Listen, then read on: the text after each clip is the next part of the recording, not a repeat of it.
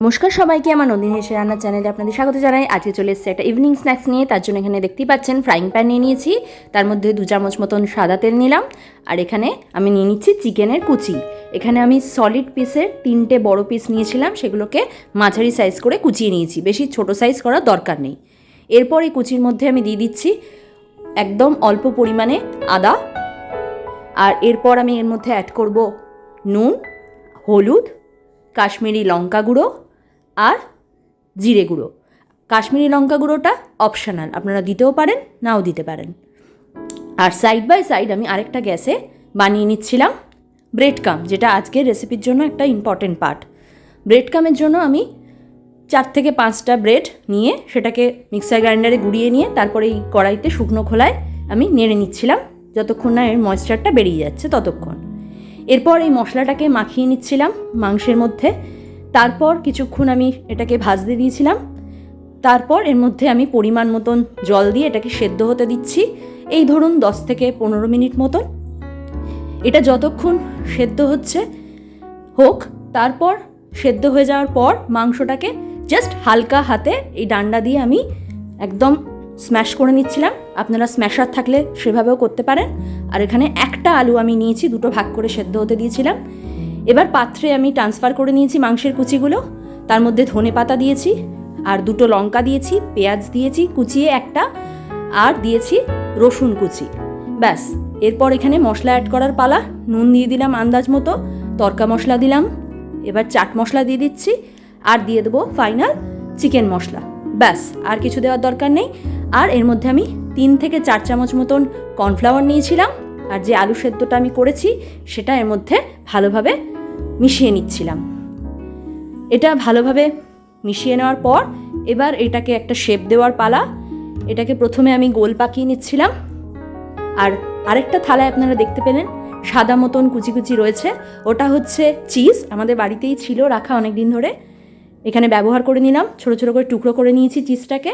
সেই টুকরো করা চিজগুলো এবার এটার মধ্যে আমি দিয়ে দিচ্ছি, পুরটার মধ্যে ভালোভাবে ঠেসে অনেকটা করেই দিচ্ছি, দেখতেই পাবেন। এতে আপনারা খাওয়ার সময় একটা ভালো টেস্ট পাবেন। এবার সবটা দিয়ে দেওয়ার পর আমি ভালোভাবে এটাকে আবার বাইন্ড করে নেব। নিয়ে আমি যেরকম কাটলেটের শেপ দিতে চাইছি সেরকম শেপ দেবো। আমি একটুখানি গোল চ্যাপ্টার শেপ দিয়েছিলাম কাটলেটের, আপনারা চাইলে কিন্তু লম্বা শেপও দিতে পারেন, যেরকম আপনাদের সুবিধা।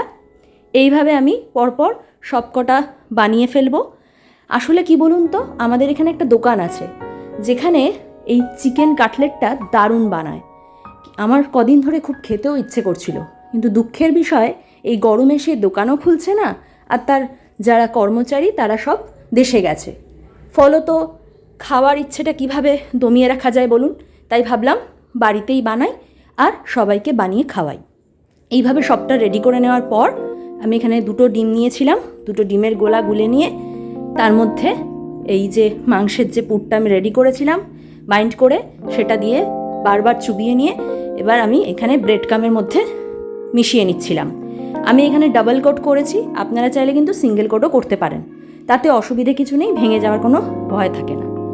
এইভাবে আমি পরপর সবকটা রেডি করে নেব। আর আপনারা কিন্তু ভিডিওটা স্কিপ না করে পুরোটা ফলো করুন, তাহলে স্টেপ বাই স্টেপ আমি কী করেভাবে বানিয়েছি আপনারা বুঝতে পারবেন। আর জিনিসটা কেমন দেখতে হয়েছে সেটাও আপনারা চাক্ষুষ ভিডিওতে দেখে নিতে পারবেন। আর আমার ভিডিওটা ভালো লাগলে কিন্তু অবশ্যই লাইক, শেয়ার অ্যান্ড সাবস্ক্রাইব করতে ভুলবেন না। আর আপনার বন্ধুদের মধ্যে শেয়ার করতে থাকুন। আর কেমন লাগছে সেটা কিন্তু কমেন্টও করুন, তাতে কিন্তু আমি আরও উৎসাহিত হব। এইভাবে আমি সবকটা রেডি করে নিয়েছি। এবার ভাজার পালা। কড়াইতে আমি সাদা তেল নিয়ে নিয়েছি, একটু ডুবু তেলে আমি ভাজবো। ডুবু তেলে ভাজলে কি হয়, জিনিসটা ভালো ভাজা হয়। তো এবার আমি 2টো করে ভেজে নিচ্ছি। আর ভাজার সময় খেয়াল রাখবেন মিডিয়াম আঁচে রাখবেন, আর তেলটা যখন গরম হবে তখন কিন্তু সেটা হাই ফ্লেম থাকবে। ভাজার সময় মিডিয়াম করে দিয়েছি। এরপর আমি ভেজে নিয়েছি লাল লাল করে। এটা বড়ের প্লেট রেডি করছিলাম, সে সস দিয়ে খাবে বললো, তাই সস দিয়ে সার্ভ করেছি। আপনারা কিন্তু কাসুন্দি দিয়েও খেতে পারেন, আর সাথে একটু স্যালাডও কুচিয়ে নিতে পারেন। বড়ের প্লেট এদিকে আমার রেডি হয়ে গেছে। আপনারা দেখে বুঝতেই পারছেন যে এর মধ্যে চিজটা কতটা সুন্দরভাবে মেল্ট হয়ে এসছে, খেতেও দারুণ হয়েছিল, পুরটাও ঠাসা ছিল।